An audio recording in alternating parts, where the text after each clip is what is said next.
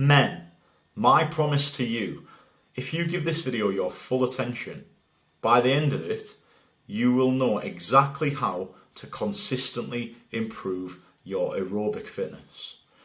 Why is this so important? Aerobic fitness training is the most common trained component of fitness there is. The reason being, it doesn't require much skill, doesn't require much thought, it doesn't require much technique, and it is extremely accessible to absolutely everyone. And to add to it, a lot of people that tend to go down this path when they're going through a little bit of a midlife crisis. I don't know why. Anyway, that's the importance of it. For those of you that don't know me, my name is Paul Green and I am an online coach. I run the Longevity Program, which is a premium strength and conditioning service focused on improving the longevity of men over the age of 40.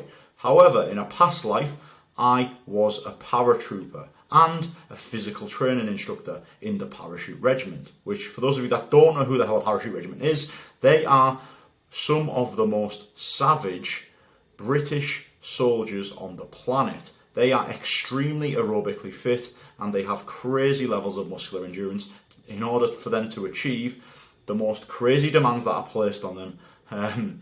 And also I was a former Special Forces support group operator. Anyway, in my time in the past decade, I have trained thousands of elite men across defence, including those in the RAF, the Royal Marines and the Parachute Regiment. I've had a lot of experience with training men to be extremely aerobically fit. And as much as you might not believe it, with these guns, I'm actually a bit of an aerobic nerd. I really love talking about this stuff. So hopefully you find it useful. But at the moment, I'm always about the men over 40, in particular, the areas in which they often miss. And they don't often miss the aerobic training, whether that's Nordic skiing, whether that is, long distance running, ultra, adventure marathons. They don't often miss that stuff. What they often miss is this stuff, and it's this stuff that is the most valuable, and that is why my big push is on the strength training for the men over 40. So with regards to aerobic fitness, where do most men get it wrong? Well, straight away, we are mental. We literally tunnel vision and just go boom, full send to achieve a goal, whether that is to do our first marathon, our first half, or our first 3-mile open water swim, whatever it might be, Ironman, half Ironman, all in on that mission, focused on improving our running speed, improving our aerobic fitness, and we don't look left and right. Another thing is going too fast in our training sessions. Because we feel good, we feel fast, we feel fresh. We've had a good sleep, we've had a good breakfast, so we go fast instead of sticking to the plan. Another way men get it wrong, you're probably laughing because I'm literally talking exactly to you. Music. You have to be very careful when you're doing aerobic fitness and you're listening to music, because your pacing is crucial in order for you to hit weekly mileage targets. If you hear your favourite song and turn it into a sprint, then are you going to achieve the aims and objectives of that session? Or have you just put that in jeopardy because Taylor Swift came on? Only joke. Taylor Swift. Anyway, this is my bag. The weekly training sessions, the strength sessions, missing them. Missing the strengthening of your muscles and joints when you're on this endurance mission. In the parachute regiment, the amount of high impact that goes through our bodies it's crazy. Like, you wouldn't believe the amount of impact that goes through our body, the amount of miles we do. In order for us to counteract that, there is now a massive appreciation on strength training in order for us to improve that capacity for us to continue to put the weight on our back, continue to run miles up and down hills, and tick all of them tactical athlete boxes. So the requirement for this is there in the background and it should not be missed, because if it is missed, what starts to happen? Hip injuries, knee injuries, ankle injuries, shin splints. lower back problems, and that's just a few, but they're the main ones. So moving swiftly on, the plan of this video is I'm going to talk about what is the aerobic energy system. I'm not going to get too in detail with this because it does get crazy. It does get very in depth. I'm not going to scratch the surface on it. I'm just going to go the relevant stuff for you. Additional benefits of actually training the aerobic system.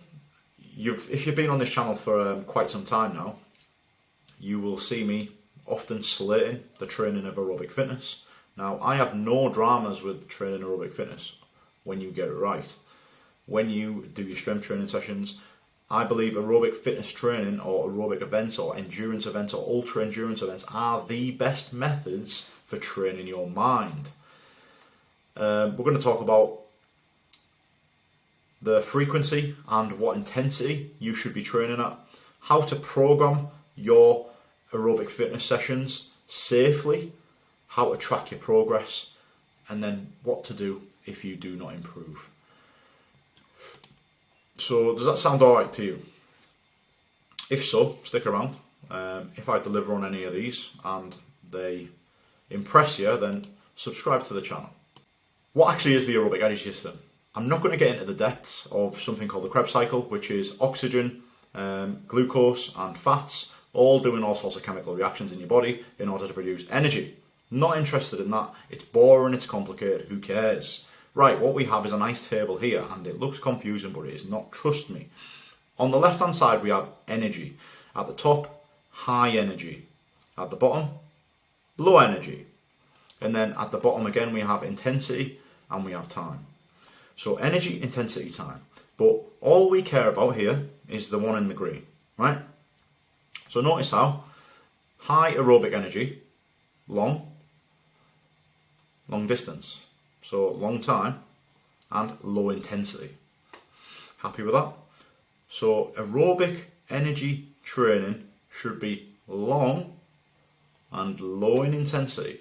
That is when we are training our aerobic energy system optimally. To flip that on its head, and we go over here and we do, let's say for example we've done short, high intensity training, we wouldn't really be training our aerobic energy system effectively. Because if we'd done short and high intensity training, we would be training our phosphocreatine system, which is maximum. Anyway, I'm going to try not to get too nerdy with it. Just remember the green line. To optimize our aerobic energy training sessions, they need to be long and low in intensity. Additional benefits of getting this right and training your aerobic energy system. This is the biggest thing. This is one of the main reasons I'm a massive advocate of getting the aerobic training sessions in, especially if you are a massive business professional and you're always in the office. You want more energy, you want to optimize your brain function during the day, constantly problem solving. I am an advocate of aerobic training.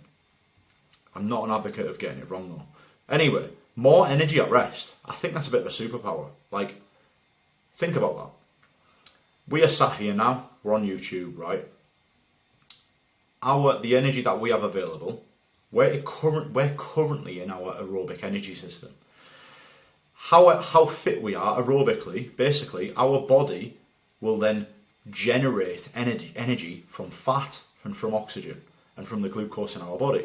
We only start using glucose when the intensity start creeping up. So our body's efficiency at this aerobic energy system will give us more energy when we're just chilling. And also it'll increase our aerobic capacity, which means that we won't use glucose at them higher energies and higher intensities because we'll still be working aerobically. Hopefully you understand that point. Anyway, another benefit, the clear one, is cardiovascular disease, the biggest killer in the United States. Well, some of you will probably disagree over the past 4 years. Let's not talk about that, I'll get kicked off YouTube. Right, cardiovascular disease. Anyway, so straight away, how often, I'm just going to get rid of this because it's annoying me. How often do we train? And this is down to individuals. I can't sit here and say 3 times a week because literally this is the golden rule. With aerobic training, right, You want to put as little stress through your body as possible in order to hit your weekly mileage. How you break that up is entirely up to you and entirely up to your schedule. So train as often as your body will allow you to recover. Gives you a lot of freedom. And then intensity. So we've got another picture here. Don't panic, don't panic. I've got you. This is really important. If you don't listen to anything I say on this video, make sure this slide is the one that you listen to. So we have something called the 80-20 rule. And the 80-20 rule means that 80% of your mileage, this is going to blow your mind, 80% of your mileage you should be operating at zone 2.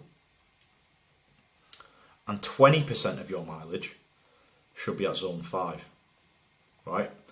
And I advised one of my athletes on this, I think it was last week, and they took this bit of advice to do 80% in one session and then finish with a sprint. That is not the way to do business. 80% of your weekly mileage on that session. So for example, you will do four sessions in a week at zone 2. Your 5th session will be at zone 5. Hopefully you understand that. Let's say for example you had 5 miles for the week. 4 of them miles would be at zone 2, spread out across the week, and then you will do 1 mile best effort in order for you to get 85%, 100% of your maximum capacity. Hopefully you understand that. This is a very common rule, and it gets thrown around the ultra endurance world.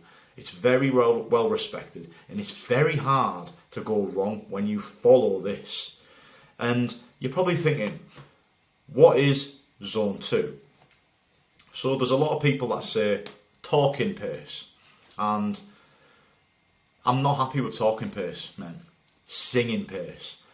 Running or walking or doing your thing, whether that's skiing, whether that's skateboarding, whether that's rock climbing, whatever it might be, you are going at a pace in which you can sing if you wanted to. And what that does, calms you down massively, and it basically says, do not sprint like a crazy lunatic, stick to this very slow, enjoyable pace. And the goal is to just work your aerobic energy system. The faster you go, you start working your fast glycolytic energy systems, and that basically works an energy system which breaks down glucose really fast and then boom, powers your energy levels. We're not interested in that. We want to stay away from your glucose, breakdown of glucose, and we want to focus purely on aerobic. And what this does is it basically starts creating really, really sound efficiency in your body. And it increases that capacity. Think about this, right? Before I move on, I'm going to touch a little bit deeper on this. If you have trained your zone 2, you followed your 80-20 rule for say 2 months. What previously was zone 3 may be now zone 2. Do you know what I mean? And what previously was zone 4 may be zone 2. And that's capacity. So aerobic training sessions actually improve your aerobic fitness, but when you do them properly, they actually improve your aerobic capacity. And what capacity means, this now becomes, what previously was zone 3 for you, then becomes zone 2. Hopefully you understand that. Gentlemen, like I said earlier on, there's a lot of subscribers that are subscribing to my channel, and honestly, it makes me over the moon. So thank you for those of you that have just joined. You know, my mission on this channel and on my longevity program is to provide a physical solution to prevent a mental health problem. Your support really does mean the world to me. So I really hope that you find these videos useful. I enjoy doing them. So, you know, if you like it, stick around. If you don't like it, then talk shit about me in the comments, and we'll have it out in the comments. All right. So we move on. How to program aerobic training sessions safely. So we need to establish a start point and a finish point. So finish point straight away. What is your goal? Is it to run a certain distance? Is it to cycle a certain distance? Is it to do an Ironman? Is it to do triathlon? Is it to swim? Is it to ski? Whatever the modality, which is the thing in which you are going to spend most of your time training, that decision needs to be made. So finish point, modality. Unless you just want to train aerobic training for the sake of training aerobic training, that means you can mix up the modality in order to achieve your aerobic goals. That's completely fine. But finish point, main modality. From there, we then go to the start. Start point, basically, let's use running as an example. What I would do with all of my athletes, I get them running a 2 kilometre run. And the time in which they run the 2 kilometre run kind of gives me a rough estimate on how strong their running muscles are, and I can kind of make some estimates on how far they could actually run if they were to follow the 80-20 rule, how far they could run at singing pace. These are all estimates, but what I recommend you doing is giving yourself a start point. 2k is a good one because 2k is roughly around the distance that you'll be doing for your zone 5 sessions in the earlier weeks. So do that, figure out your main modality, and then we literally crack on.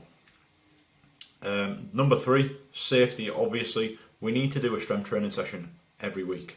That's a full body strength session, maybe 2 lower body strength sessions, or a lower body and a core session, depending on your schedule. All I care about is that you can consistently stick to a plan.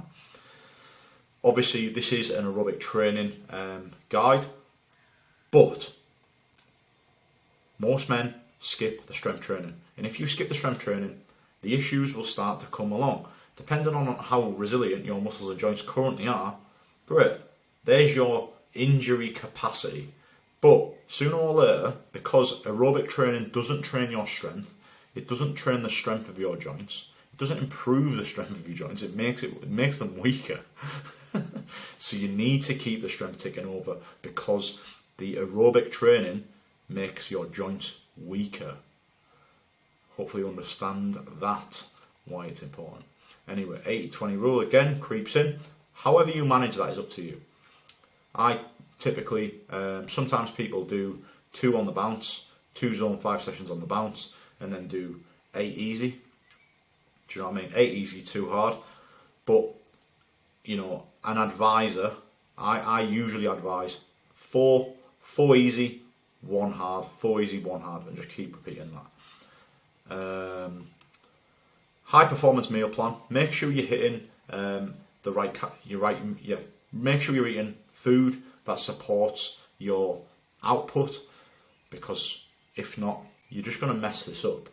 For example, if you don't have enough energy during the day and you're trying to be zone 2, you might be tricking into zone 3, zone 4, because your body just cannot calm itself down. So get it right, get your high performance right, get your hydration right, and then you should be able to perform extremely consistently week by week. Another one to finish is something that not a lot of people do unless you're quite high level, but again, I treat everybody like they're high level. If you're panicking about a 6-mile run on a Thursday and you feel a lot better by doing a 3-mile on the morning and a 3-mile on the afternoon, or 3-mile on the evening, and having like a 12-hour gap, then it doesn't matter. What matters with regards to programming this is your weekly mileage. And weekly mileage doesn't care about daily mileage. So hopefully you understand that. Another point on this that I haven't written down is make sure that you increase your weekly mileage by no more than 10% per week. And I know it doesn't sound very much, but trust me, when you start getting into 50 miles and then you're looking at 55 the next week, you're starting to sweat a little bit. But at the start, let's say you're on 10, week 1, 10, week 2 is 11. Weekly mileage, not session by session, because it all adds up. And what you're doing is you're trying to add in the least amount of stress in order to get the tiniest gain. And like I said earlier on, it's about as much training as you can safely recover from, and that's all we're trying to do here. We're just trying to sneak a little session in, and your body doesn't even know any different. Do you know what I mean? So, and that just keeps going. Just one more point on the program in aerobic training. Aerobic training, long and slow. Yeah. So with long and slow, it's time consuming. So just gonna throw that out there. A lot of people tend to do their longer sessions on a weekend. A big Saturday, they'll do their longer sessions because it fits in with their lifestyle. Another thing as well, winter months, when you've only got like 6 hours of daylight in the UK, head torches and stuff like that for morning sessions and evening sessions. And again, prioritise weekends for your longer distance, and maybe do your shorter distance zone 5 stuff on the mornings when it's dark. When you're only out for like 20 minutes, 30 minutes. One final point on the 20s, right? So on your zone 5 stuff, your 20%, your beastie sessions where it's pure grizz, make sure you're absolutely sending it, right? All your frustrations, right? All the times in which you kept it going steady when you were listening to music, when you're listening to me and you're like, look, I just need to keep steady singing pace, la la la, this is boring. All that frustration you've done for hours, all that frustration, all that boredom, you get to fully express it on your zone 5 sessions. But remember, the mileage. If you're on a 10-mile week, 2 miles of it, you are flying. And when I say flying, you're not just doing sprints, you are going from start to finish zone 5. So with that in mind, you need to have a good, solid warm-up. Obviously for your 80% of stuff, your zone 2s, you don't really need to warm up. You can just literally do a tiny bit of mobility, be straight in. But you need to have a good, robust warm-up for your zone 5 training, because your muscles are going to be on fire.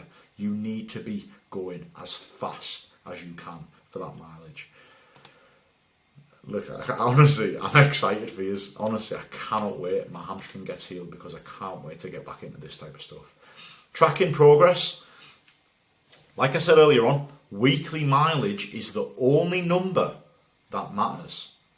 I swear to God, men, it seriously is a game of consistency, right? Take emotions out of it. All that matters is your weekly mileage. Another thing, track your recovery rates. How do I feel recovering from a 4-miler? Can I split it up into a 2 and 2 to make my recovery a little bit better? Just having tiny adjustments on the go, being sensible, being intelligent on the move is always a good shout. Another good bit of advice is throw in a race. Throw in a race just to keep yourself interested, and have the race as one of your zone 5 sessions. Do you know what I mean? So let's say throw in a 10k or throw in a park run. And yeah, a lot of my speech is running based, but I'm sure if you are in other disciplines, aerobic disciplines, then you can think of events and competitions which you can throw in that tick the box. Because what this does is it basically gives you an opportunity to track your progress.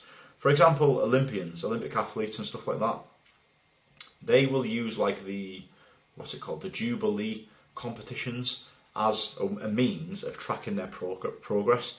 They don't peak. They have no intention of peaking too early. They want to peak for the Olympics. So like, let's say the national championships and the regional championships and stuff like that, they will be events in which they just want to see where they're at. Do you know what I mean? They just want to see where they're, and they will treat it as just a training session. Hopefully appreciate that point. It's good advice. And I'm very happy to have remembered it when I was writing this video. So let's put my face down somewhere. So what to do if you don't improve? So on the move, these things happen, and it's different for everybody, especially older gentlemen. I said on a strength video, what to do if you don't improve as well. With this type of stuff, because it's so low intensity for the most part, it's very difficult to actually, and you're not tracking the time of your sessions. You're certainly not going I want to do 3 miles in 30 minutes. The only reason that would ever come into the equation is if you're on a zone 5 session and last week you done that session. Do you know what I mean? So only consider the time duration and distances when you are on your zone 5 sessions. Anyway, I'm waffling. Reflect on your sleep, daily stress, food, water intake and the weather if you're not improving. All legitimate considerations. You know, if you're not sleeping very well, performance is going to take a bit of a hit. Daily stress as well catches people out. You know, if you've just had a busy day at work and you're on a zone 5 session that night and you're thinking about performance, again, the priority is the zone 5 training zones like heart rate, heart and lungs. Secondary would be the time. I'm not too interested in you know, the time durations you actually achieve. As long as you can hold your hand on your heart, excuse the pun, and say that, I was maxing out there. Couldn't care less about the time in which you're done. Obviously, have a quick look at your water intake, your food intake, if your performance is struggling. The weather, obviously heat, a massive inhibitor of performance. Electrolytes, when the weather's hot as well, good stuff, good bit of advice. Yeah, no improvements, simple one, 200 calories of carbs around your workouts. Still no improvements after you've made these amendments. Then conduct a deload week. It's time to wind it down. And as always with a deload week, even in the strength world, 50% less volume, 50% less intensity. If you are doing zone 2 training, that is going to be a zone 1 session. And what you're going to do on your zone 5 sessions, we're going to do zone 2. It's a proper luxury. So you basically, your zone 2 sessions are going to end up being a walk. You're going to walk that mileage, and then your zone 5 sessions are going to be zone 2, you know, steady run, or maybe a little bit quicker than your steady runs. And then you're back in next week, muscles firing on all cylinders. With this as well, make sure you're still abiding by the high performance meal plan. Make sure you're still getting the calories in, even though the volume has been reduced. Make sure you fill them muscles back up, and then hopefully you just get back on with training the week after. I'm going to repeat this slide because it's an important one. Now I've got you fully in the aerobic training zone, the mindset, the nerdiness, the nitty gritty of aerobic training. Are you any of these characters? All in on aerobic training. Full send. I want to run faster. I want to run further. I want to add the mileage on every week. I don't care about anything else. We cannot be tunnel vision, gentlemen. We are better than that. We need to take a step back, take a deep breath, look left and right. What else needs to be done? This is another thing. This is emotional actions. Emotional actions make us feel good for 5 minutes, 10 minutes. We might even feel good for the rest of that day. But if we constantly do this, we're not going to get any long-term results. We're not going to get any long-term gains. It's just not logical. We're not following the numbers set out for us. We're not following the 80-20 rule. We're going off feelings. And there's a time and a place to let your feelings run wild. But when you're on a training session, make sure you are fully logical. Music, be careful with the music, because high beats per minute music tracks get you dun dun dun dun dun dun dun dun, and it just increases the pace slightly, and you need to calm yourself down. Remember, sing in pace. And for me, the most common thing when people are on an endurance or an aerobic training mission, they skip strength training sessions. They think that training strength will slow them down. Strength training will allow you to continue your endurance training for more months, more weeks, because you will be able to do it for longer. My program is called Longevity for a reason. I am providing a support. I'm a support role in you doing what the hell ever you need to do. I'm going to keep you doing that. And that is this part of it. Gentlemen, at the start of this video, my promise to you was, at the end of the video, you will know exactly how to consistently increase your aerobic fitness. If I have delivered on that, subscribe to the channel. Every single day I post another video just like this for nerds like yourself that absolutely love educational physical training content. If you want to work with me, if you don't want any educational content, you just want me to tell you what to do, then the links are in my channel for you to apply for my program or jump on a call with me, and we can most certainly do that. See you tomorrow, gentlemen.